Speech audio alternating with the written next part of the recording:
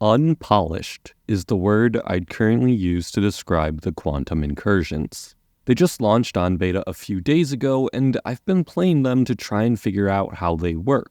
The short of it is that I think the Incursions are quite promising and have a lot of very interesting gameplay, but they're also still rough around the edges and not really ready for live servers yet. And that's fine, this is the beta server after all. Let's start by just running through how the feature works. When the incursion starts, someone in your guild with the Quantum Officer role has to select the incursion to play.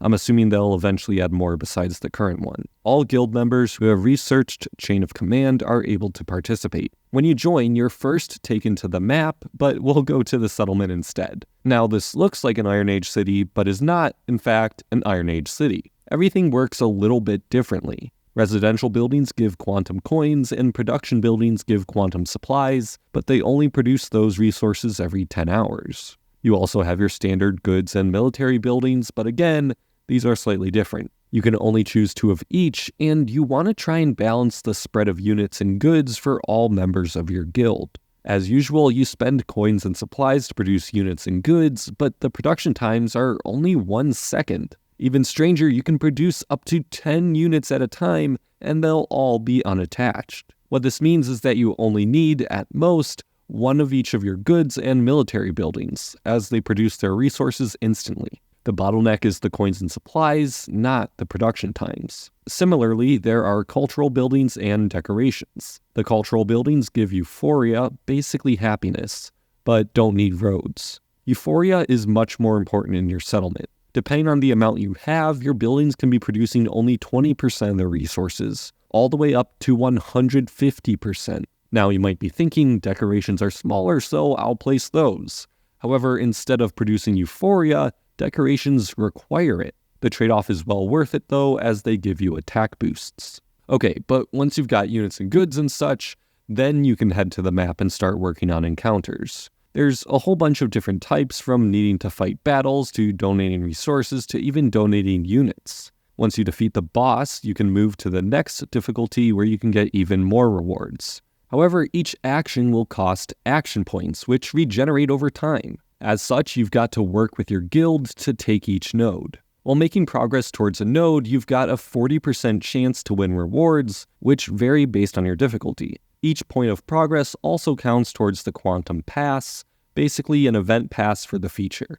Unlike an event pass, however, the Quantum Pass lasts all 12 weeks of the season, making it pretty enticing to purchase. Now, we've made it this far and haven't even talked about how guilds compete. Well, guilds compete based on the total progress made towards nodes by all guild members. Based on your rank in the end of the championship, so 6 seasons worth, you get reward boxes that include some incredible rewards, including up to 5,000 forge points if you come in first.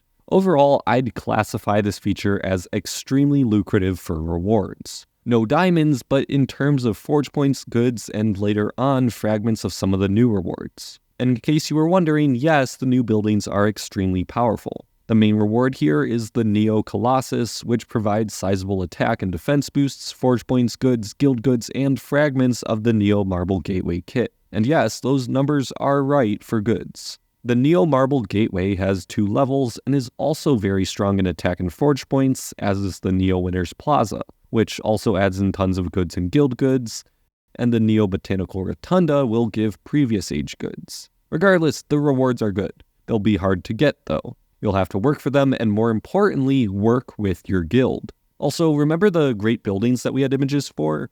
They seem to have been scrapped with this release so far, but they could come later on. Additionally, the quantum medals you can win in this feature currently have no use, but eventually they plan on letting you use them to unlock expansions in your main city. I know a lot of players are concerned about this feature being pay to win. However, I don't think it is. Yes, you can absolutely get a premium pass with money to get extra rewards and shards. Yes, shards can speed up your progress. However, there's a hard limit to the number of levels, nodes, and progress points that each guild can complete. With a big guild and good communication, I think it should be possible to be very competitive and potentially even complete all the levels.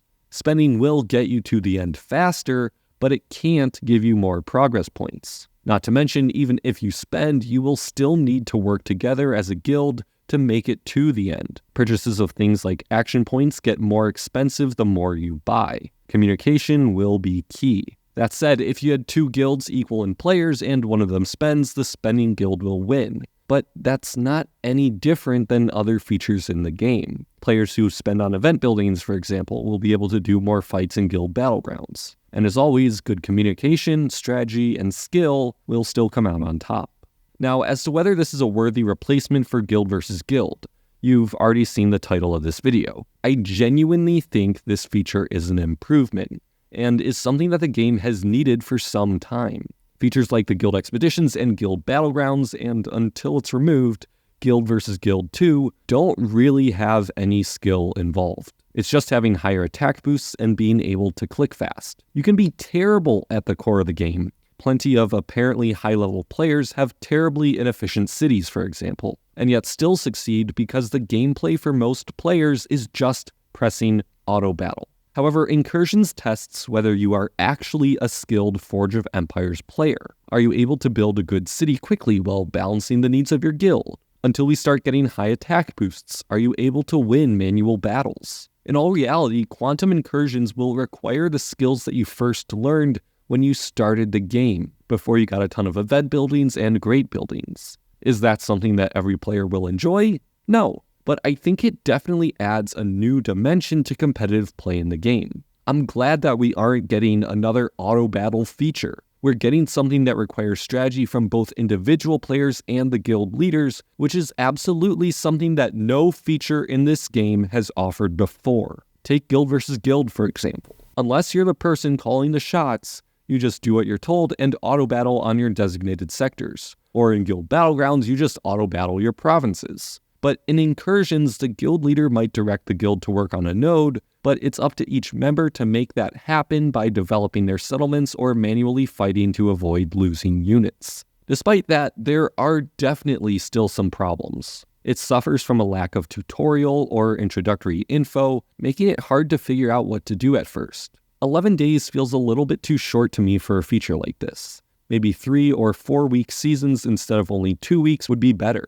You'd have more time to build out your settlement, and it would reduce the repetition that building a settlement every 2 weeks could have. There are some weird UI choices, such as a ship representing the settlement, or the rankings only showing if you click the button for them instead of being visible from the main screen anywhere. I also wish that there was more information for guild leaders on what guild members are doing, such as which members chose which goods. Not to mention, I think the feature would benefit from showing a bit more information on your ranking on the leaderboard, including the difficulty your guild is working on, for example. To go back to what I called Incursions at the start, unpolished. The feature is a diamond in the rough. Incursions has all the core gameplay and components needed to make it a great addition to the game, but it needs a little bit more time to be tested, iterated on, and improved. I'm excited to see where this feature goes and hope that it's given the time the developers need to make this feature truly ready for the live servers. Until then, I'm going to be playing Incursions on my beta world. Come join my guild, it's open to one and all, purely for testing the feature. We're the Incursioners, find us in the rankings, or just ping me on Discord and I'll send you an invite. That's all for now, and as always, I'll see you all next time.